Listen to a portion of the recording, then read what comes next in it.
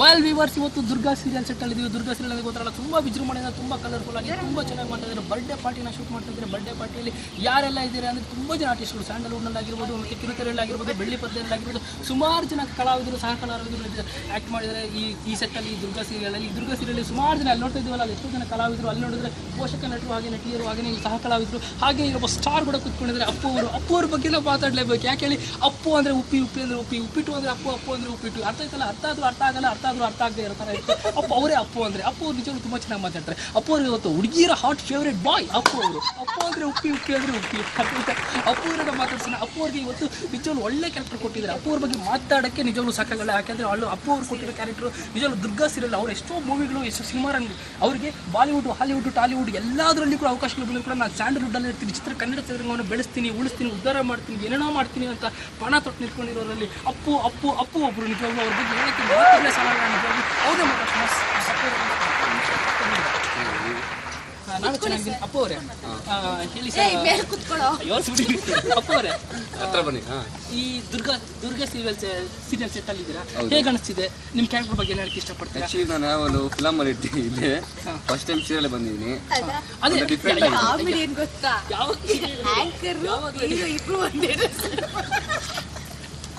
ಯಾವಾಗಲೂ ನೀವು ಬೆಳ್ಳಿ ಪರದೆಯಲ್ಲಿ ಮಿಸ್ತಾ ಇದ್ದೀರಿ.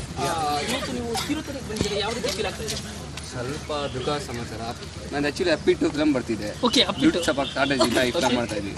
ಓಕೆ, ಸೂಪರ್, ಪರವಾಗಿಲ್ಲ. ಆದರೂ ದುಡ್ಡು ಶಾರ್ಟೇಜ್ ಆದರೂ ಕೂಡ ನೀವು ನಿಮ್ಮ ಮನಸ್ಸನ್ನು ಗಟ್ಟಿ ಮಾಡಿಕೊಂಡು ಎಷ್ಟೋ ಜನ ಹುಡುಗರ ಹಾರ್ಟ್ ಫೇವ್ರೇಟ್. ಮತ್ತು ಇನ್ನೊಂದು ಈ ಸೀರಿಯಲ್ ನಾವು ಒಂಚೂರು ಕ್ಲೋಸ್ ಅಪ್ ಮಾಡಿ, ಒಂಚೂರು ಮುಂದೆ ಬನ್ನಿ. ಈ ಸಿನಿಮಾ ಒಂಚೂರು ನಗ್ಬಿಡಿ, ಇದು ಒಂಚೂರು ಸೀರಿಯಸ್ ಮ್ಯಾಟ್ರು.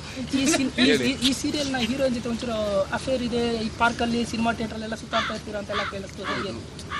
ಕಾಮನ್ ರೀ ಇವಾಗ. ವಿರಾಟ್ ಕೊಹ್ಲಿ ಸುತ್ತಾಡಿಲ್ವಾ? ಸುರೇಶ್ ರೈನಾ ಸುತ್ತಾಡಿಲ್ವಾ?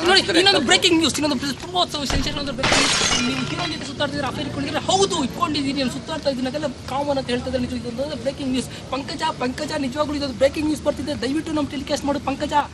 ಅಪ್ಪಿ ಜೊತೆ ಮಾತಾಡ್ತಾ ಇದ್ದೀರಿ. ಅಪ್ಪಿ ಸೂಪರ್ ಆಗಿ ಹೇಳ್ತೀವಿ. ಅಪ್ಪಿ ಅವರು ಬೆಳಗ್ಗೆ ಟಿಫನ್ ಹೇಗಿತ್ತು? ಚೆನ್ನಾಗಿತ್ತು. ಸ್ವಲ್ಪ ಇಡ್ಲಿ ತಿಂದ್ರೆ ಡೇಟ್ ಮಾಡ್ತಿದ್ದೀರ ಅಂತ ಅರ್ಥ ಆಯ್ತು. ಹೌದು, ಸ್ವಲ್ಪ ಸ್ಲಿಮ್ ಆಗ್ಬೇಕಂತ ಪಂಕಜ್ ಅವರು ಹೇಳಿದ್ದಾರೆ. ಪಂಕಜ ನೀನಾವಾಗ ಹೇಳ್ತೇವೆ, ಪಂಕಜ ಇರ್ಲಿ ಇರು ಪಂಕಜ, ನಿನ್ಗೂ ಅಪ್ಪುಗೆ ಇರ್ಲಿಕ್ಕಿದೆಯಾ? ಇದ್ರ ಬಗ್ಗೆ ನಮ್ಮ ಮತ್ತೆ ಮಾತಾಡ್ತೀನಿ. ಅಪ್ಪ ಅವರು ಬೆಳಗ್ಗೆ ಒಂದೊಂದು ಇಡ್ಲಿ ತಿಂದ್ರು ಅಂತ ಯಾಕಂತ ಮಾತ್ರ ಗೊತ್ತಿಲ್ಲ. ಮತ್ತೆ ಟಿಫನ್ ಮಧ್ಯಾಹ್ನ ಊಟ ಹೇಗಿತ್ತು?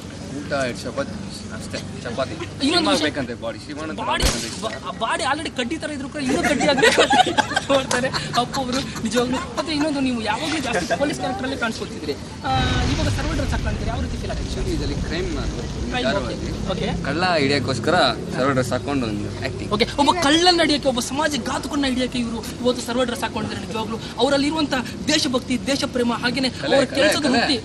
ಒಂದು ನಿಮಿಷ ಇರ್ರಿ, ನಾನೇ ಅವರಲ್ಲಿರುವಂಥ ಸಮಾಜ ದೃಷ್ಟಿ, ಕರ್ತವ್ಯ ನಿಷ್ಠೆ. ಒಂದು ಮುಖ್ಯವಾದ ಗಣಿಸಬೇಕಾದ್ರೆ ಕರ್ತವ್ಯ ನಿಷ್ಠೆ ಎಷ್ಟಿದೆ ಅಂದರೆ, ಒಬ್ಬ ಪೊಲೀಸ್ ಅಧಿಕಾರಿ, ಪೊಲೀಸ್ ಆಗಿರ್ಬೇಕಾಗಿರೋ ವ್ಯಕ್ತಿ, ಅವನು ಪೊಲೀಸ್ ಅಧಿಕಾರಿ ಕಾರ್ಯನಿರ್ವಹಿಸಿರುವ ವ್ಯಕ್ತಿ ಇವತ್ತು ಸರ್ವ ಡ್ರೆಸ್ಸಲ್ಲಿ ಕಲ್ಲ ಹಿಡಿಯೋಕ್ಕೆ ನಿಜವಾಗ್ಲೂ ಪಣ ತೊಟ್ಟು ಇತ್ಕೊಂಡಿದ್ರೆ, ಕಲ್ಲ ಒಂಚೂರು ನಂತರ ಇರುತ್ತೆ ಅಂತ ಕೂಡ ಹೇಳ್ತಿದ್ದಾರೆ. ಆದರೆ ನಾನಂತೂ ಕಲ್ಲ ಅಲ್ಲ, ಅದು ಮಾತ್ರ ಸತ್ಯ.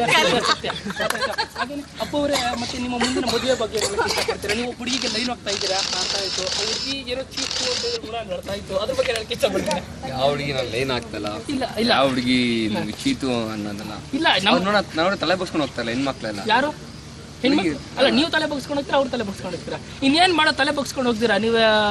ನಿಮ್ಮನ್ನು ನೋಡಿದ್ರೆ ಅವ್ರಿಗೆ ಒಂಥರ ಆಗುತ್ತಲ್ವಾ?